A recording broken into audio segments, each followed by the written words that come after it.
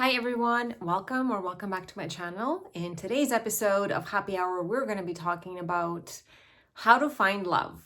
How to find love, and even go a step further, how to hold on to love. This is something that I feel I'm pretty safe to say all of us humans are desiring to be in some sort of relationship with somebody that we develop romantic feelings for.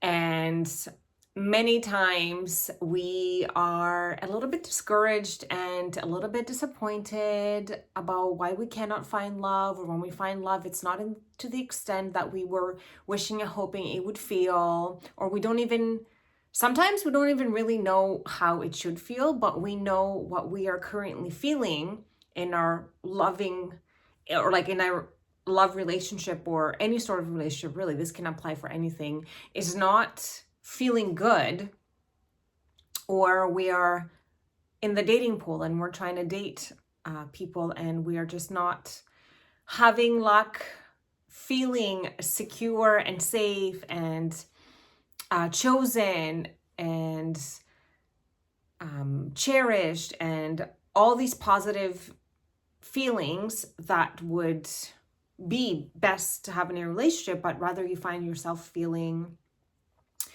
disappointed, let down, frustrated, sad, upset. So in today's episode of Happy Hour with me, Anna Morfides from Many Heroes Counseling, we're going to be talking all about how to find love and how to keep that love.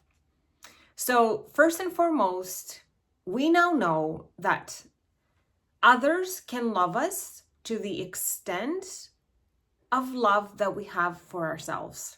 So in actuality, it's so powerful to cultivate a really good sense of self-love with yourself.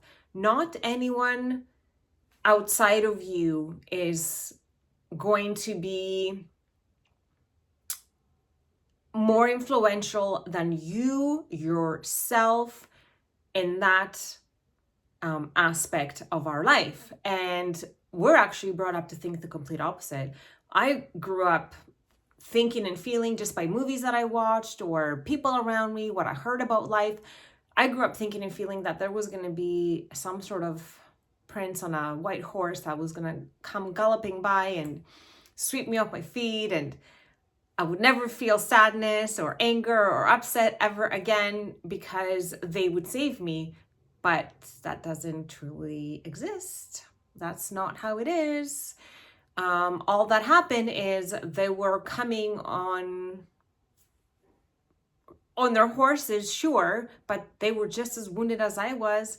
They carried just as much trauma as I did. They had as many unhelpful, negative core beliefs as I did. So the capacity of a person that was just as wounded as I was, the capacity of that person to hold me where I needed to be held, or where I've thought that a man would be able to hold me, that was not there. It didn't exist.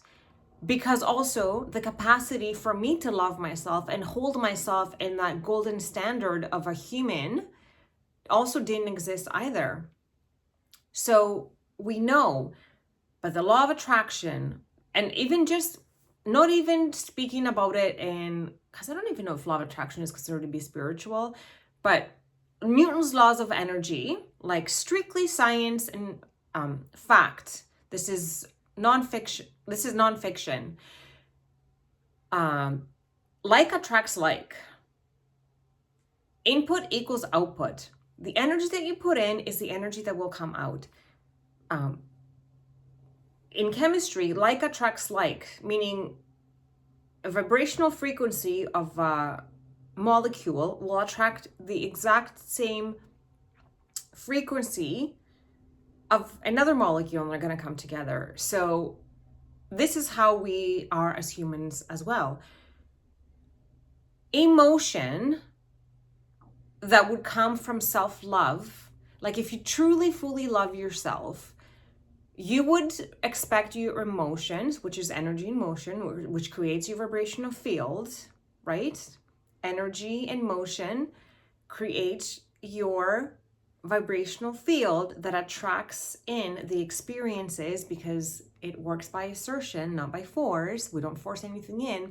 Things just come to us because they're meant to be in our life, whether it is to learn, to experience, to level up, to let go of something. Something is meant to come out of even the most hardest thing that comes to find us. So I feel like I lost my train of thought here a little bit. So like attracts like, the love that I have for myself. Yes, when I truly love myself, the emotions that are gonna come out of me naturally are going to be satisfaction, content. This is how I'm going to be feeling, right? If I truly love myself, I'm going to feel satisfied with me, with my life, with my actions. Even if I make quote unquote mistakes, I'm going to be content about who I am, about my weight, about my hair color, about my size of my nose. No matter what it is, I'm going to be content. This is what self-love looks like. You're content with exactly what you have. I'm not saying to not want different. So maybe you want a different haircut, or you want to gain weight or lose weight, or gain more muscle, or whatever it is that you can have. You can have dreams, I guess is the right word, or desires, wants about experiencing something else. But the law of gratitude also works with the idea that we must be happy, not must be, we shouldn't say must. It's serving us best to be happy with what we have now in order to receive more. That's the secret. So when we're happy with what we have now, the more is easier to come and find us, because we're not wishing for something else to be different, but we can if we want to, but we're still okay with what we have now. And we're so grateful that we even have a body to experience yet another day, because some people don't even make it to see the next day. And I have friends now that are in my age group, and they have not even reached their 40s, or didn't get to reach their 50s. And when you put things in perspective like that, it's kind of wild that I spend my time criticizing myself in the mirror when somebody else is crying because why couldn't they get an extra day with their family, or themselves, or whatever that might be. So everything is a perspective away. So going back to self-love, you would feel, we said, content, satisfied. You would feel peace. Self-love feels like peace about where you are, where your life path is. Again, I'm not saying like be okay and be okay and not create changes. I'm just saying be okay with where you are now. And if that works, great. And if it doesn't work, you just make the changes that you would like to implement, with the knowing that you deserve to make those changes. And there will be a way to get to where you want to get. That's what self-love looks like. Self-love looks like having boundaries. What do boundaries feel like? Boundaries feel like safety, right? You respect yourself, you respect your body. You make time to sleep well, you nourish your body, you also give your body an opportunity to just enjoy chocolate and cheesecake and all the things. You don't judge yourself. Judgment, self-love is not judging yourself. Again, we set the caliber on how others love us and judge us and treat us and respect us. The level of respect and love and non-judgment that we have for ourselves will be matched by others. And you never have to worry about, you don't have to go out there and find someone to do these things for you. You just do them for yourself and allow Creator, Source, Universe to do its thing to rearrange everything and bring that, because something will come in to match that vibrational field of yours. So trust that it is coming. Know that it is coming. You just know it's always going to be coming. Something is always going to be coming, because energy is always around, and it's neither created or destroyed. It just is, and it's always at work. So it's always going to be coming. We don't ever have to worry about that. You don't have to go out there and find Prince Charming or your princess or whatever gender you like to affiliate yourself with. It doesn't matter. They will come and they will find you when you have the trust and the knowing that they will. And this is why it's so powerful to know that, like, we just have to do the work and then let it come. It's a lot easier than having anxiety and fear and all sorts of other negative thoughts about needing to put yourself out there and, looking around to find that person, like, where are they? Why are they not here yet? There's no power in that, because when you're looking, you're not going to find it. When you know it's going to come, it's going to come. And you continue to just do the self-love stuff and love yourself and respect yourself and do all the things and watch your either current relationship elevate to meet your new vibrational frequency, or that relationship will naturally fall away and another one's going to come in. But again, you always have choice. You have free will and you always have choice. If you're not in a relationship, watch the caliber of connections that are going to come your way. I know from my own experience that the more I tweaked my core beliefs and the more positive things I felt about myself, so when I understood what it is to set boundaries, when I had a choice to either disappoint myself or others, I would choose to disappoint others, not myself. That was really hard for me to do, because I always thought that I needed to not disappoint others, but then I would always end up disappointing myself. And then that was never okay, because me not disappointing others didn't give me the love that I was looking for anyways. Turns out the love that we're looking for comes only when we stop disappointing ourselves and, just saying no when we want to say no, saying yes not saying yes when we want to say no.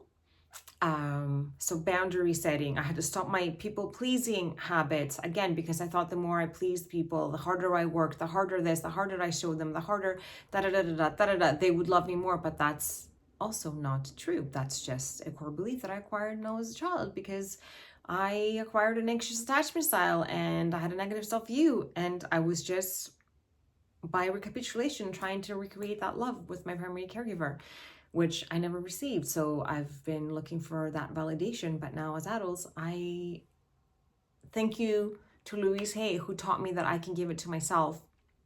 And I did, and I do.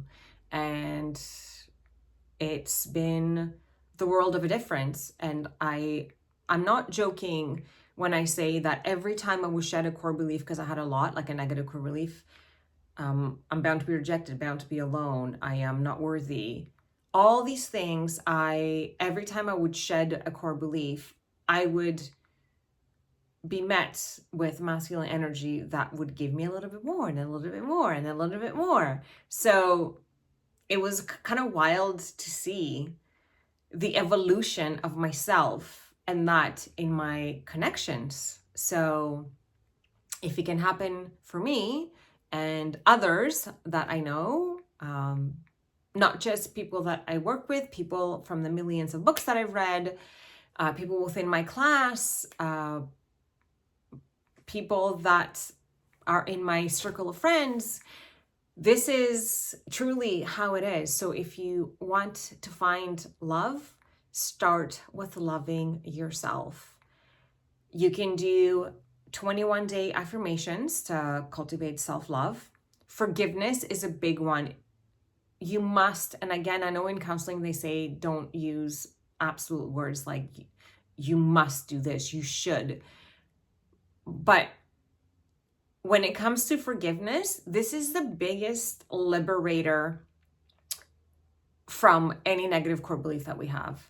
Like my core belief that I am bad, wanted to continue to, so the core beliefs just want to continue to prove themselves. Like they want to continue to validate that existence, that neurological pathway. They want to like relive that synapse. I would do things to prove that core belief, and then I would not forgive myself and perpetuate the cycle that I am bad until I had to like affirm all the time, I am a good person. Look at myself in the mirror. I am a good person. I am a good person. I forgive myself, because that's what we're here to do on planet Earth as human beings, is to learn to forgive, to love ourselves, to understand that life is not supposed to be hard or difficult. It's actually supposed to be blissful and joyous, but unfortunately our predominant emotions, fear, anger, disgust, sadness, and joy, we're not wired to be always in the joy. We're more wired to be in these emotions rather than the joy. That's why Buddha said it's you're winning in the game of life if you are 50%. If you're more than 50% happy, you're winning in the game of life. That's what Buddha said. And I know I say this often, that I was so surprised, but now I understand, because life can be challenging. But one of the biggest things that we can do to change everything is self-love. So I hope that you found this video super helpful. I could go on and on and on, but I don't want to make it super long. But if you have any questions about self-love and how to cultivate that, I have many tools and skills. I would highly recommend, as I'm looking at it, the book by Louise Hay, Heal Your, actually, no, I'm not looking at that one. This is Heal Your Body. I think it's called, oh, there it is, Mirror Work. It's called Mirror Work. Heal your heart, heal your body. It's a 21-day program where you cultivate self-love. And I would also recommend meditation. So actually, Louise Hay does have meditations in her 21-day program. But if you want to add additional ones when you wake up in the morning or go to bed at night, I know Deepak Chopra has a lot of 21-day series. He has a wonderful one along with Oprah Winfrey, actually. I remember doing that many, many years ago. All about self-love, and it was very beautiful. He has one with Alicia Keys that I also did about coming into your feminine energy. Like, that was so good. Yeah, use YouTube. There's so many free things out there. That's how I did most of my healing, to be honest. I still meditate all the time about what I want to hear, and I'm trying to Google meditations that help what I need to alleviate in the moment. So lately it's been, actually I've stopped doing the self-forgiveness, but I would literally Google into YouTube search engine, meditation, self-forgiveness, 10 minutes or 15 minutes or 5 minutes or whatever it is I had, or healing anxious attachment style, like whatever it is that I wanted to participate in to further shift out of that unhelpful way of being, I would do that. So with all my love and gratitude, as always, I love you. Thank you so much for being here with me. It means everything. If you are watching on the podcast or listening listening to it, watching it on YouTube, or listening to it on YouTube, I am so grateful. And if you like anything about my content, I would love it if you liked, and if you feel called to subscribing, that would be amazing too. And that way or even if you comment, now I've understand that comments help the algorithm for other people to find channels like mine, so then they can potentially gain this information too, that can be life-changing as it was for me once upon a time. So with that being said, I will see you next time.